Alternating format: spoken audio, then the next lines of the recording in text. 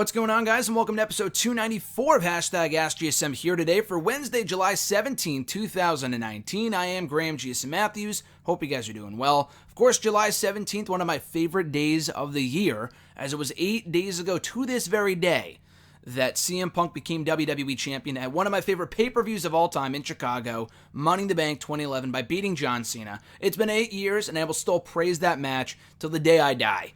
I fucking love that show. Maybe I'll find time to watch it a little later on. I'm actually currently recording this on the Sunday of Extreme Rules. It's not Wednesday, July 17th as I record this. So if you were wondering why I didn't put up the questions, rather the tweets and the posts and whatnot, to gather the questions on Tuesdays, this past Tuesday, it's because I've already recorded the video. I recorded the video on Sunday. I'm currently away in London, where I will be until next Thursday, July 25th.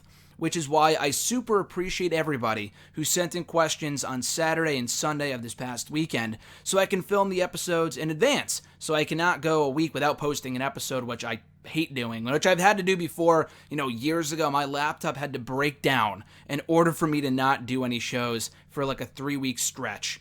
We're not going to do that this year, though. We're not going to do that for the next week. I'm putting up an episode today, and we did gather enough questions for me to record a second video that will be up next Wednesday for episode 295. So again, thank you to everybody who saw the tweets, saw the posts, and put up plenty of questions, sent in plenty of questions for me to ask and for me to rather answer here on today's show and next week's show. So if you sent in more than one question, and even if you sent in only one question, the question may not be on this episode. So I tried to do all the timely questions on this episode, and then ones that really don't matter as much, like timing-wise, for next week's show. So again, regardless of how many questions you sent in, I try to cut them in half and put some on this episode and then some other ones on next week. So if you listen to this one, you don't hear your question answered, it's because it's probably going to be featured in next week's episode. So again, super appreciate you guys being cooperative and letting me record the show early. 2 episodes. I've had to do 1 episode before. One time I did record 1 episode a couple days early, which is what I'm doing right now. But this is the first time I've recorded 2 episodes in advance, which again, this is definitely not something that happens often. So again, I appreciate you guys bearing through this with me. I was going to say if you want to send in questions, you could do so on Twitter, Facebook, YouTube. But for this week, it doesn't even matter because next week's episode is already in the can as well. So don't even bother sending in any questions because they won't be answered for another 2 weeks. So I'll just plug that next week. But let's get to the first question for this week's episode. First from, let's see, for the July 17th episode, 294. Thomas B. from Facebook, his question was, who, in your opinion, is best for business for AEW All Elite Wrestling to crown as the inaugural champion in August, Chris Jericho or Adam Page? I honestly think you can make an argument for either one. Jericho because of the mainstream attention and his name popularity, and then Page because he's the younger one and therefore has more of a career ahead of him. Yeah, you can make a case for either guy. So originally, I was not a fan of the idea of putting the belt on Jericho for a few different reasons. One, this is the same fucking guy that complained on Twitter a few months ago, like, oh, Brock Lesnar as Mr. Money in the Bank, how laughable, typical WWE. And so many words saying on Twitter that, oh, how much of a joke is it that WWE is putting their Money in the Bank briefcase on a guy that's been around for almost 15, 20 years, which is true. But then when you turn around and win the world title when you're in your late 40s, early 50s, it's like the pot calling the kettle black here, with the case of Jericho and Brock Lesnar and how they're being used in their respective companies. With Jericho, like you said, he's a well-known name. People know who he is. He's maybe not doing the best work of his career right now, but he's still putting forth great matches. I really enjoyed the Kenny Omega match. All the New Japan matches have been very good for the most part. So it's not like the worst thing in the world that they're putting their world championship likely on Chris Jericho. I do think Jericho's winning the title. I do think it's too soon for Adam Page. I think Page is great, but I just got done talking about this over text with RJ, right before I started recording here, but how he kind of feels like he's cooled off considerably in the last couple of months. He's won every match that he's been a part of since AEW started. He won the Battle Royal Double or Nothing. He won the 4-Way at Fyter Fest. He won the match against Kip Sabian at Fight for the Fallen on Sunday, or rather Saturday. He's won all of his matches so far, which is great. I'm glad they're keeping him strong, but with no mic time and very little time on BTE and really nothing going for him right now, he kind of feels cold. Like the Full Gear Challenge thing I thought was great, but once that Pac match fell through, then, not that it was all downhill for Page, again, because he's going for the World Championship next month. and he's been winning a lot, so it's not like he's being booked terribly, but he just doesn't have much buzz right now. Not to say that Jericho has buzz in spades, not to say that Jericho is the most buzzworthy wrestler on the roster, but he's doing great work too, and I think it would mean more for Jericho to win the championship off the bat. I mean, ideally, I would have had it be Kenny Omega. I feel like Kenny Omega becoming the first champion just would have made sense. I don't really think you have to do the whole chase thing with Kenny Omega, which you could probably do. I think Kenny Omega will ultimately be the person to beat Jericho for that championship to get his win back from Double or Nothing. I think that just makes sense. So we don't know how long Jericho would be champion for. As long as Jericho is around for the long haul, and he's not around every few months. Like, I know he wasn't at Fyter Fest. He didn't wrestle at Fight for the Fallen, but honestly, I think it should be that way.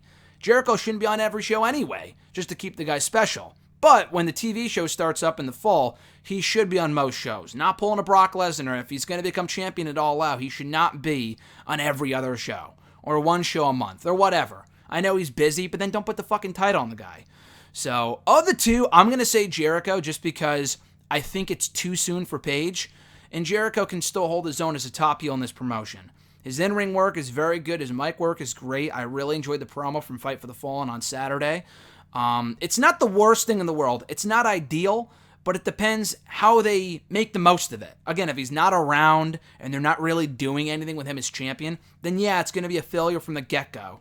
But for right now, I don't think it's that terrible if they execute it the right way. And again, I just think the pros outweigh the cons with having Jericho win the championship right now, just because Paige, it's too soon. I don't know what they would have done if the Paige and Pac match happened. I'm not exactly sure. I really would have preferred to see Jericho and Omega face off for the championship. Maybe not a Double or Nothing, but Paige and Pac for the title, or rather, as a number one contenders match. They never had announced it as a number one contenders match, so I don't know what they would have done instead. I don't think Jericho and Paige was the plan the entire time. I really don't. But I think Jericho winning the championship, I'm a bit higher on the idea now than I was a few months ago. But again, as long as they play their cards right. At RJ_Marceau, Mr. Marceau from the Twitter machine, his first question was, who from Impact would you like to see in AEW or WWE/NXT? Great question. Despite the fact, and I've said this before, and RJ knows this, despite the fact that Impact has very little buzz right now, and the Slammiversary show a couple weeks ago I thought was great. I really enjoyed Slammiversary. The issue is, they have zero buzz. They have no TV deal, regardless of what happens with the Access TV deal, and that's all awesome and everything. But that won't happen for a while. It's going to be a while before that's set in stone. Even if that's announced tomorrow, I don't think they can go to Access until the Pursuit deal is up. And that won't be until early 2020. So it's going to be a while until they're on a bigger network. There's just no real, I guess there is an easy way for people to watch the show on Twitch, but people aren't going to go out of their way on a fucking Friday night to watch Impact Wrestling at 10 p.m. on a Friday. That is a death slot. But anyway, they have a great roster is what I'm trying to get out here. They have a very good lineup of wrestlers in Impact. LAX appears to be on their way out. I've said this a million times before. RJ knows this. LAX should go to AEW. If they're not going to stay in Impact, and even if they do, they've done everything in Impact. They're multi-time tag team champions. They've faced and beaten every team they have there. There's really not much more for them to do. They've reached their ceiling for success in Impact. I think it's time for them to move on. And AEW, to me, feels like the best fit. I want to see everyone in WWE. As a WWE mark, I want to see everyone there. But I feel like certain people would be better in certain places. That being said, I do think LAX is a better fit for the AEW promotion. Johnny Impact is an interesting one. I didn't know this until the other day, because I guess this was reported maybe right after Slammiversary or soon after. I didn't read about it until Friday of last week, that Johnny Impact's Impact deal is also up. I did not know that, or at least it will be up soon. So I don't know if he stays. He's already won the World Championship. He's already done quite a bit there. I would like to see him stay. I think he's great in Impact.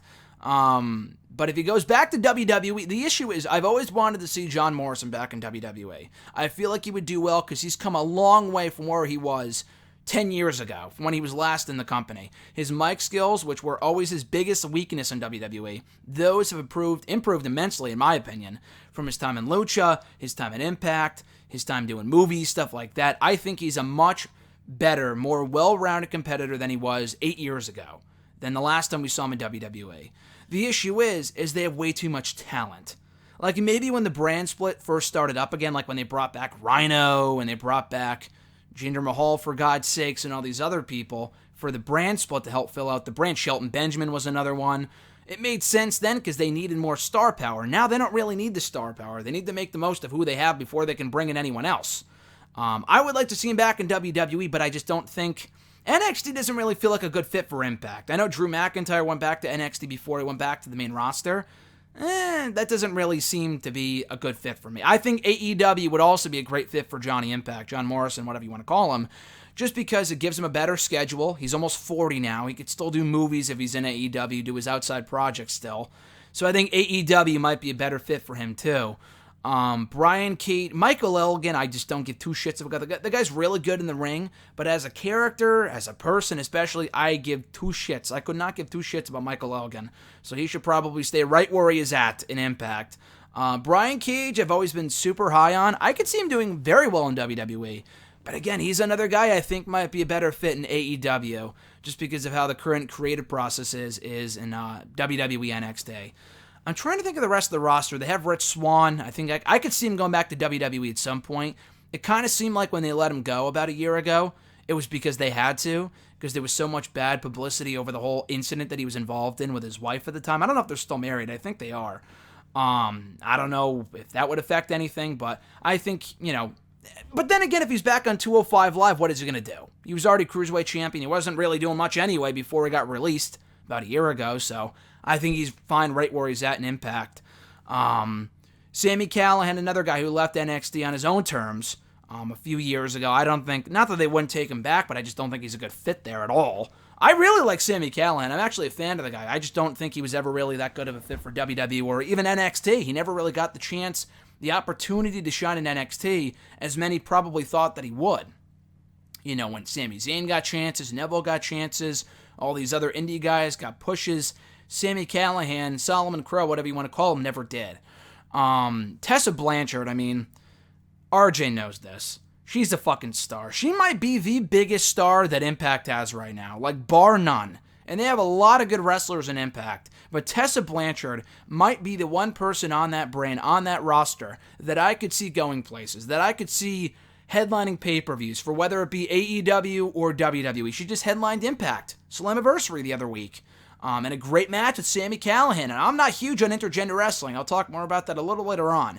But I thought that match with Sami was tremendous. It was one of the better matches I've seen in Impact all year. So when it comes to this Tessa Blanchard, I think she might be the one person from Impact I could see going to WWE and thriving right off the bat. Because they need, WWE's women's roster is really stacked. They have a lot of great talent. They don't know what to do with the fucking half of the people they have. That's the problem. But I think she might be the exception with the whole, Blanchard tie-in there. I think a feud with Charlotte Flair just makes sense. I think I could see that headlining WrestleMania, to be honest with you. Tessa Blanchard is so good. I was shocked when they didn't sign her a few years ago after the Mae Young Classic the first time. In 2017. I don't think she wasn't in the second one because she was already in Impact by that point. She was in the first one. She got knocked out in the first round by Io Shirai, or rather Kairi Sane, the inaugural winner of the Mae Young Classic. Yeah, I was shocked they didn't pick her up at that point, but she's even come so far from that point. And I interviewed her about 6-7 months ago, and I was super happy that she stuck with where she was on the independent scene instead of signing with WWE, because I don't feel like, and she agreed when we talked, that she would have gotten that same experience if she signed with NXT at that point in time. So Tessa Blanchard, I think, if she goes to AEW, that's great too, but I think she is a real star. I could see her absolutely going to WWE at some point. It's only inevitable. RJ's second question, after watching the opener for AEW Fight for the Fallen, I think Sammy Guevara, with a little more character development, can be a star. His in-ring abilities are also top-notch. What are your 2 cents?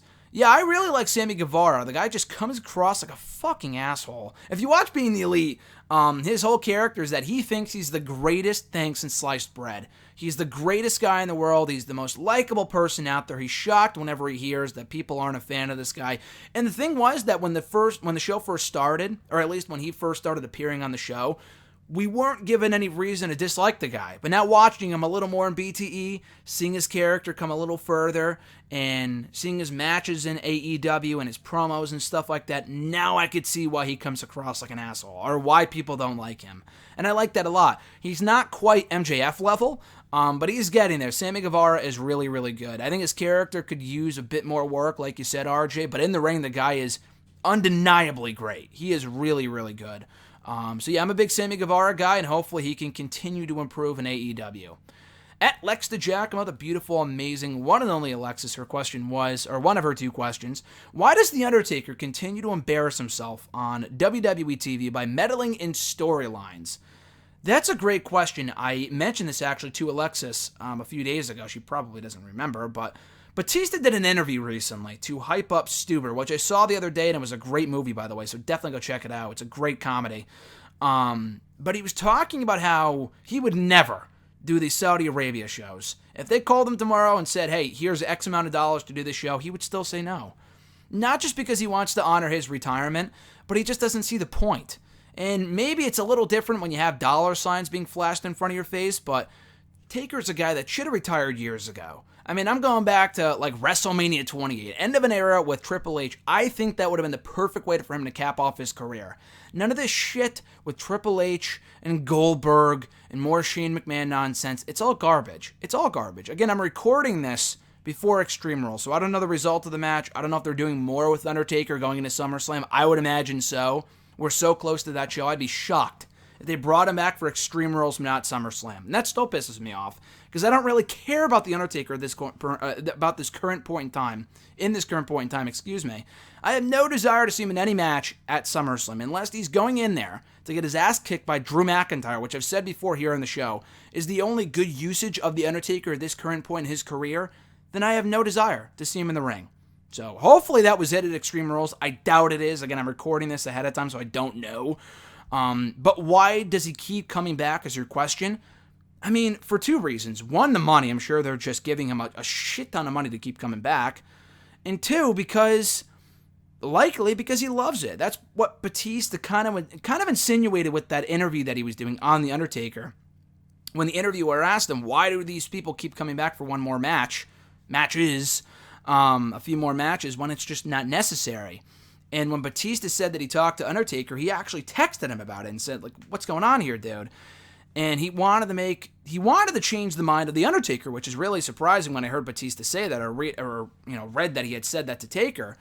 And Taker kind of gave him this reaction that was like, okay, I love what I do, and you're not going to really change my mind. Again, money, I'm sure, is a big part of it.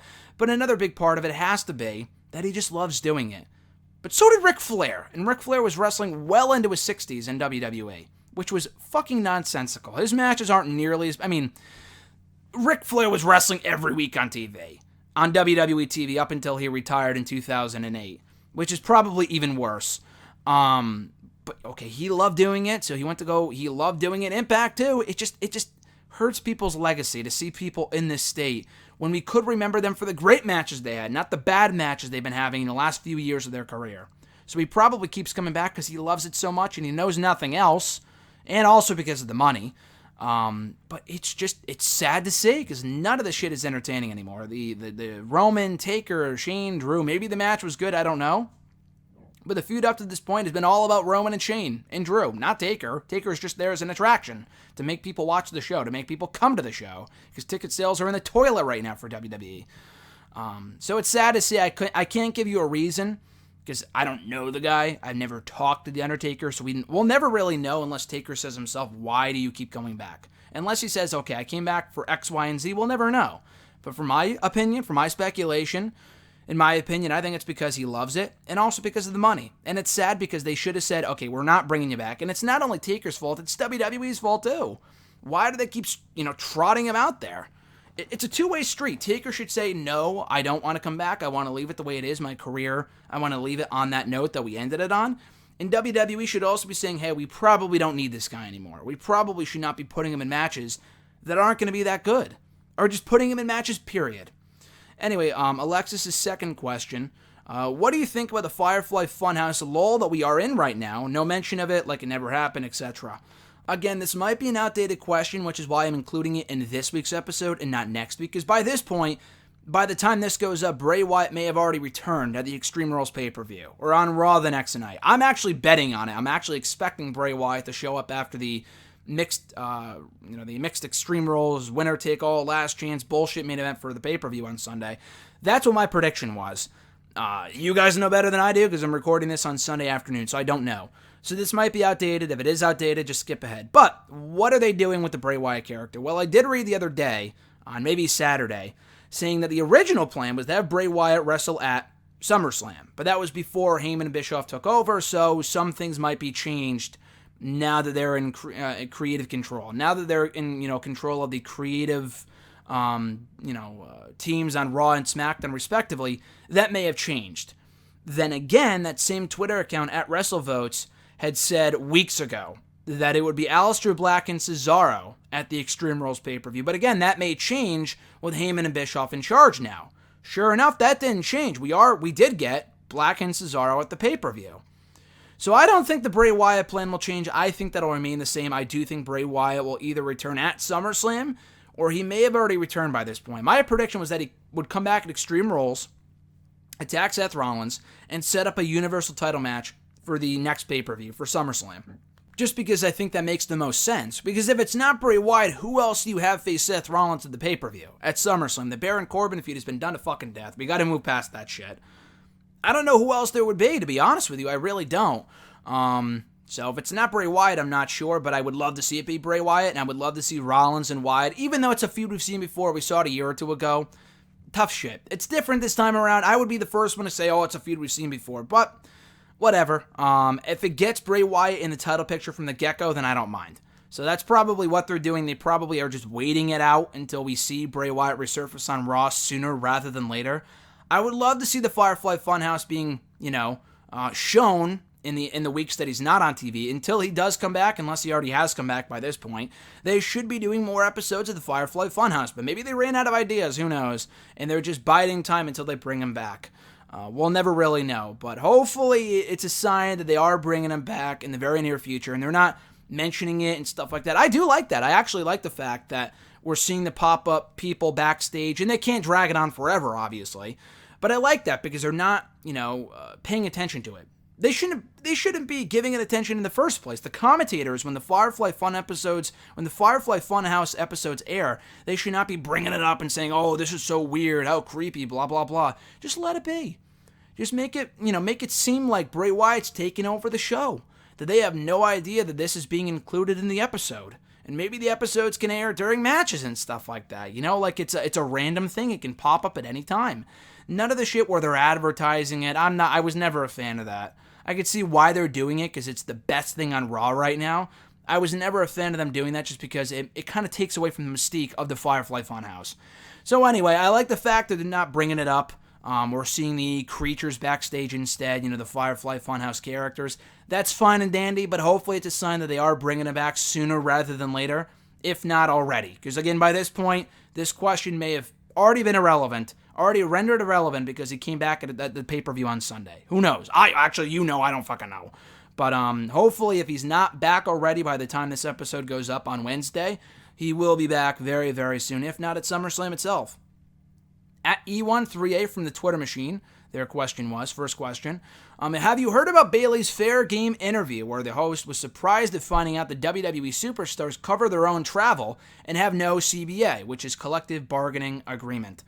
I didn't watch the interview. I didn't have a chance to watch it. I did hear about it, and I heard that Bayley was like sweating bullets when this person asked about the CBA thing. It's amazing. I'm glad the interviewers... I don't know if that's a question they just threw in there, because usually when you interview WWE superstars, you gotta clear all the questions through WWE first.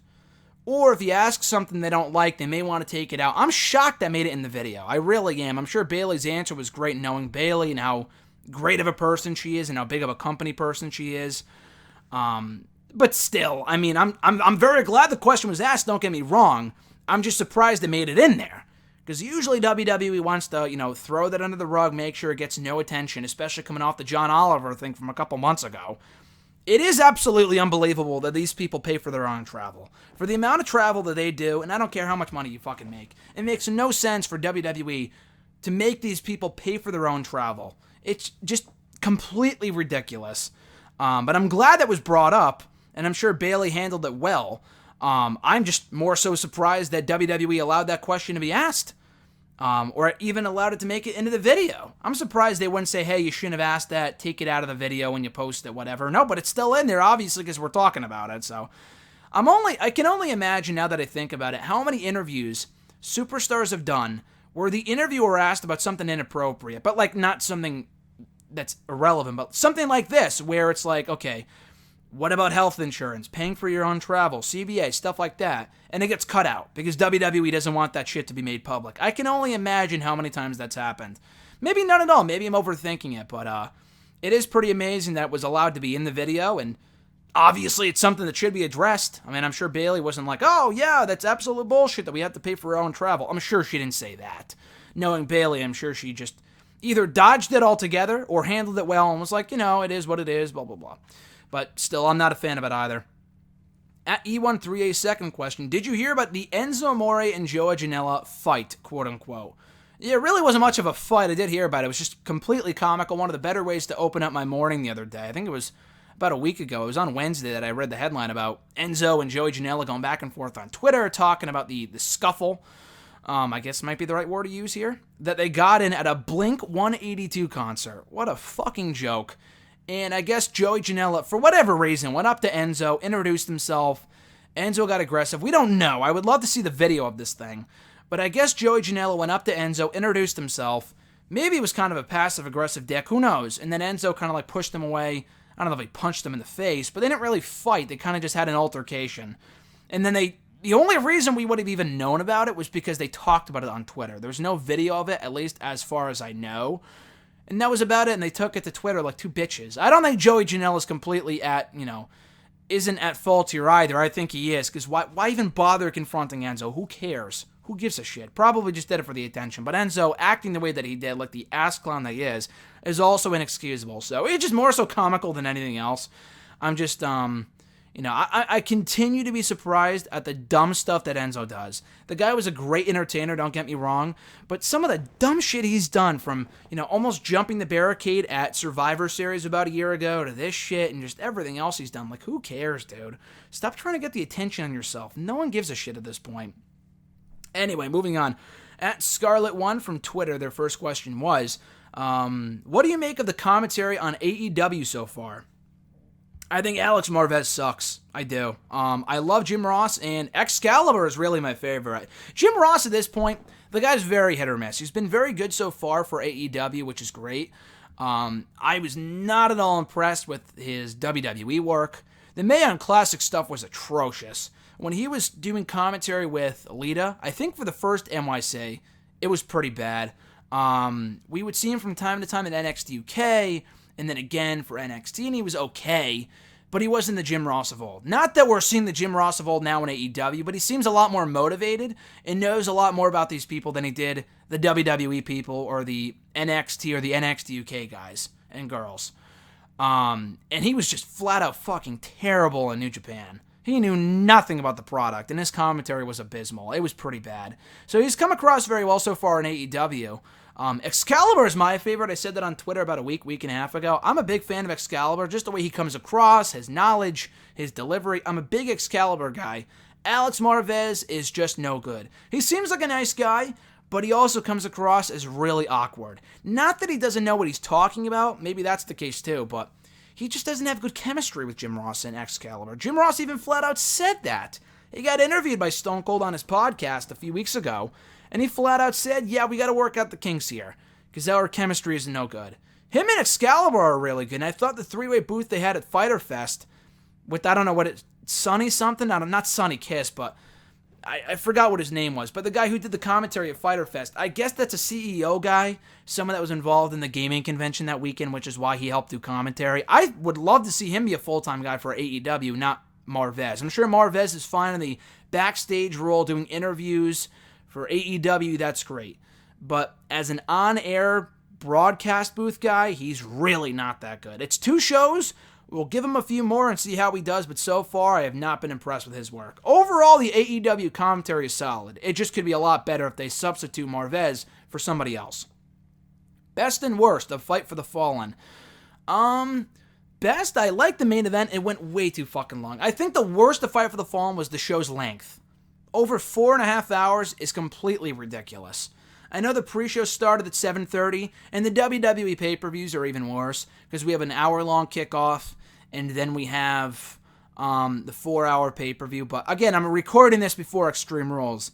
But Stomping Grounds was only like a little over 3 hours. It ended at like 10:15. It was a shorter show than usual, which I'm all for. I think that's great. I would rather them use, the full 4 hours, not use the full 4 hours, but use that as a kind of like a cushion in case they want to go over. So, people usually expect, the 3-hour pay-per-view ends at 11. I'd rather them start sooner and then end around 10 than close out at 11. AEW, I'm not even sure what their pay-per-view time slots are, because Fyter Fest started at 7:30, and then the actual show started at 8:30. Unless I'm mistaken, and then it ended at 11 on the dot, which I thought was perfect. I thought that was phenomenal. You have an hour-long kickoff, which I don't think is necessary, but whatever. And then the actual show is 2.5 hours. I thought that was wonderful. And then we had Fight for the Fallen. So they had a 45-minute kickoff. It started at 8:15 for some reason, and then it didn't end until like 8:45 or 11:45. I'm like, holy shit. And that entire last hour is completely devoted to the Young Bucks Brotherhood match, which was good. It was a great match, don't get me wrong. It was a very good match. But it should not have gotten 30 minutes and then like a 15-minute post-match promo. I mean, again, if they want to do the whole gun violence thing, that's amazing. But just get it off the air. I guess it's up to me to turn off the show, but I got to watch all the shit to review it. So I can't turn off the show. They really should have cleaned that up or done it off the air or whatever, done it at the start of the show on the kickoff. To do it after an over 4.5 hour show was really, really ridiculous. That aside, overall, I thought the show was very good. The main event was great. Enjoyed Lucha Bros and SCU. Kind of a spot fest, but whatever. Kenny Omega and Shima I thought was great. That was a much better match than I thought it was, than it was going to be. I thought it was going to be more of a glorified squash win for Kenny, but they got a ton of time and made the most of it. The women's tag team match was good. Brandy Rhodes and Allie sucked. That was easily the worst match in that entire show. That was awful. Adam Page and Kip Sabian was good. Had no business going as long as it did. They're giving these people like 20 minutes. Trust me, I want to see longer matches on pay-per-views too, but either A, have shorter matches, or B, have less matches. You can't have every match go 20 minutes. It's ridiculous. It's completely ridiculous. I can only see Spot Fest for so long before I get bored. So they got to clean up that shit for their future pay-per-views. But overall, I thought it was a very good show and very much enjoyed it. If there's any like one match to watch, it'd probably be the main event. And I thought the Lucha Bros match was great. And then even Omega and Shima I thought was also very, very good. The other matches were pretty good. The three-way tag team match was awesome. Dark Order, I'm not really sold on them personally. They're just kind of boring to me. But overall, it was a good show. Scarlet One's third question here. Have you heard about Jeff Hardy's arrest? I did a few days ago. It's a shame. I mean, God, you watched that special that they put out on these guys, the 24 special, about a year ago, and they cleaned up their act, and they're doing great. Even when that was being filmed, Hardy had an incident. Jeff Hardy had an incident. It was like in March of last year, right around the time they did Ultimate Deletion, that Jeff Hardy got caught drinking and driving. Like, oh, dude, how dumb can you be? I know he has a problem, but it's been so long now. And he went so long without having a problem that you thought he cleaned up his act. But maybe it was because he was on painkillers and he was hurt at the time, who knows. But that was the bummer. And then they addressed that in the video and it's great. But then he had another incident. This one, I guess he was intoxicated in public on Myrtle Beach. And he obviously made bail for like $150. But the fact that it happened at all was really sad. It was really sad. Matt seems to be doing great. He hasn't been on anything, doing anything in like close to 10 years. That's wonderful. No pun intended. Jeff still clearly needs some help. And it sucks because this company will never push this guy again if they realize that he still has problems like this, no matter how serious it is, you know? Regardless of whether he's in a car or not, that obviously makes it worse if you put other people at risk. But still, going around intoxicated in public, come on, dude. Get your shit together. At Reborn Again, John Ritland from the Twitter machine. Check out his YouTube show, Real Honesty with John Ritland. Awesome stuff. Glad to hear you're doing better, brother. Very happy to hear that. But anyway, his first question was, all right, so is Brandy versus Allie at Fight for the Fallen one of the worst women's matches in recent memory? Or am I just being too harsh? I guess it would have to be. I mean, it wasn't... I don't think it was the worst match I've ever seen, but it definitely was not good. The match sucked. It was very mediocre. I like Allie, but Brandy Rhodes is no good. I wanted to give her the benefit of the doubt and think, okay, maybe she's improved in the last couple of years, because I saw her wrestle in Impact like 2016, 2017, and she was okay. She was actually flat out terrible, but I thought, okay, it's been a while, she's improved. I saw her in Ring of Honor. She was no good there either. I thought, whatever. That, she would have hopefully gotten better in that time. But no, she's still the drizzling shits in the ring. Brandy sucks. So yeah, the match was awful. Hopefully they can just kind of keep her on an outside role, like either managing Awesome Kong or just doing on-air authority figure stuff, and even that's kind of pushing it. The in-ring shit is not for Brandy. It never has been and never will be. There's a reason WWE made her a ring announcer. I know I think was a wrestler when she first started out for FCW, but then they made her a ring announcer, and there's a reason for that. And she wasn't even the greatest ring announcer. But, she's a very pretty girl, that's great and all, she's very attractive, but the issue is that in the ring, she's not that good. Even as an actress, I watch her in BTE and I cringe, and I'm like, Jesus Christ, she is no good. Like, maybe from a business side, she's amazing and all, and that's wonderful. I'm sure she's a very nice woman.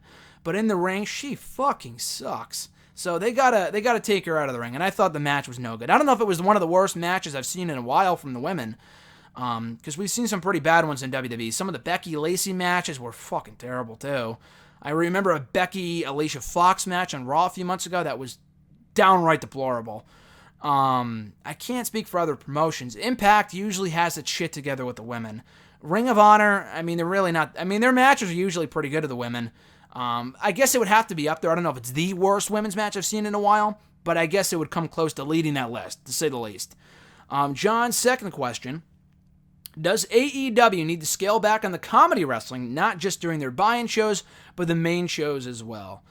I don't remember seeing too much comedy on the main shows the last couple of shows they've done. Definitely on the buy-ins. I feel like the buy-in pre-shows is where they do all the comedy. And it's not even entertaining. The librarian stuff sucks. The librarian gimmick is terrible. They got heat on Saturday. Whoop-de-doo-fucking-doo-dah. The gimmick sucks. Leva Bates really isn't even that good. I hate to break it to people, but I've seen enough of her work to realize she's not even that good of a wrestler. She's not. She wasn't good in NXT. She's not good in AEW. She's a good character, but this is the wrong character for her to have. Peter Avalon just looks like a fucking Bobby Roode ripoff. He's no good either. Yeah, I'm not a fan of the whole librarian shit. I don't know where they're going with that. The Nakazawa Jabali thing, I said this last week or the week before. I honestly didn't even really mind that. I kind of enjoyed it to an extent. Not a lot. A lot of people didn't like it. I'm sure you didn't like it, John, and I don't blame you. To each their own, but I don't want to see that in every show. Definitely not. They need to scale back on the comedy, because if WWE did it, it wouldn't be entertaining, and people would shit all over it. AEW should be no different. Their comedy really isn't that funny. Just let the wrestling do the talking for them. Have that be the comedy. MJF, if you want to call that comedy, he's super entertaining. Have that be your sports entertainment, aspect of the show. I don't know really what other comedy we saw in the main shows.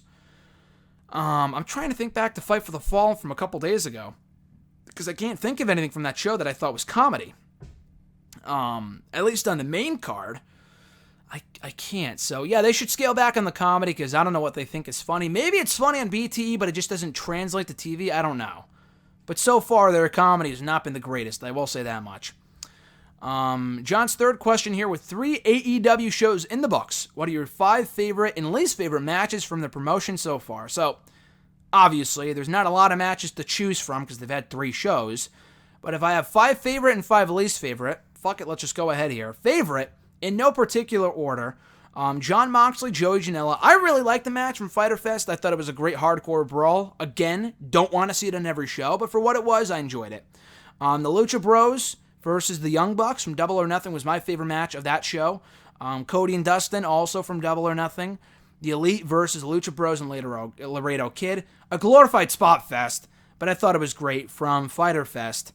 And then, yeah, I think that's all 5 of the matches. So, Bucks and Lucha from Double or Nothing. Cody and Dustin from Double or Nothing.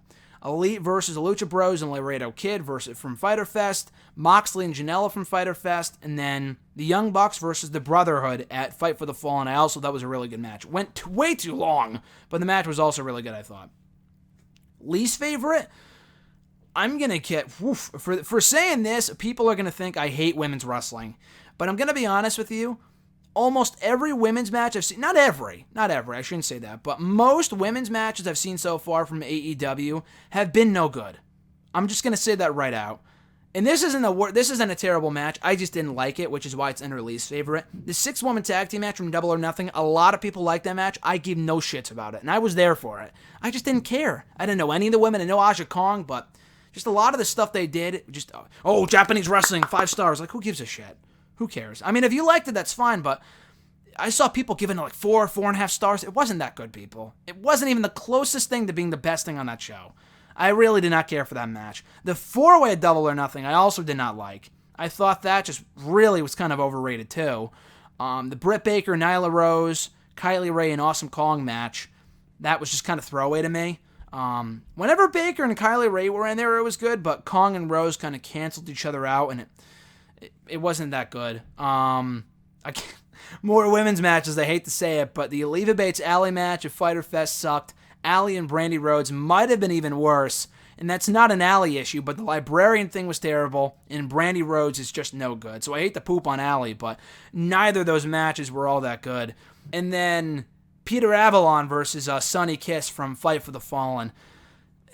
It wasn't good. Not only did it have like zero build and it was just random as all hell, which again, a lot of these matches do, so it's whatever, but the focus on the shh and all this other shit was so bad. So bad. I was not a fan of the match. It was okay, and they got people into it by the end, but I just personally did not care. So those are my 5 least favorite matches in AEW so far. And then the last question for episode 294 of #AskGSM here today. We're almost at the 40-minute mark. Actually, well past the 40-minute mark, which is pretty impressive for an episode that doesn't have a ton of questions. I just like to talk a lot, I guess. So at Jeremy8911 from Twitter, his question was, do you think Akira Tozawa should work more NXT TV tapings? He should. I really like Akira Tozawa. A lot of people either don't care about the guy or whatever, sleep on his abilities. I think he's really good. They should have all the 205 Live tapings in Full Sail University. That's nothing new. People have been saying that for years now. But, yeah, I would love to see Tozawa work more NXT shows. I would love to see Tozawa and Apollo Crews as an NXT tag team. They're doing nothing with Apollo Crews right now. He is wrestling on NXT next week against, I think, Kushida, which is awesome. But I think it should be Tozawa and Crews as a tag team. Take, Crews from SmackDown, take Tozawa from 205 Live, put him in NXT as a tag team. I think they would do extraordinarily well. But yeah, I think Tozawa was really good. I think he had a great match with Adam Cole at the Evolve show on Saturday. Really good match. I enjoyed the match that he had with Tony Nese on 205 Live a couple weeks ago. Just excellent stuff. He's had great matches with Drew Gulak on 205 Live, a great match with Buddy Murphy a few months ago at the Elimination Chamber pay-per-view. He had a really good match with Kent about a year ago. He's had great matches pretty much with everyone he's wrestled. Leo Rush, same thing. So yeah, I would love to see more of Tozawa beyond 205 Live and on NXT. And that's going to do it, guys, for today's episode of #AskGSM, episode 294. Again, guys, thank you so much for sending in the questions when you did over the weekend. Means a lot. We still have a whole other half of questions to answer on next week's episode 295. That's going up next Wednesday. I'm going to hopefully have all these videos set to go, and hopefully this isn't going up too late. There is a 5-hour time difference, so I'm going to try to get these up as early as possible. But bear with me, my Raw, SmackDown reviews, everything else that I usually review over the course of the week may not be up as, quickly as usual. I know for a fact it won't, because I'm not watching the shows live, because the shows don't start here till fucking 8 o'clock, or 8 o'clock East Coast, 1 o'clock a.m., for London time, England time, whatever. I don't know what they call it here, but we're 5 hours ahead. So I'm probably not going to be watching the shows live. I guess it's a good week to go away, because there's no pay-per-views like there has been the last 3 or 4 weeks of wrestling, which is great, but not so great when you review it and watch everything. But anyway, guys, thank you for checking out the show. Thank you for sending in the questions. Again, this is usually the part of the show where I plug where you can send in questions on Facebook, Twitter, and YouTube. But I already have next week's video recorded as well, and that'll be up on early Wednesday, so stay tuned for that. But at any rate, guys, have a great rest of your week. Be sure to check me out on the socials for all my updates on what I'm doing in London. And happy July 17th. Go back and watch that awesome CM Punk John Cena match from Money in the Bank 2011, 8 years ago today. I'm GSM Matthews, guys, and I'll catch your ass down the road.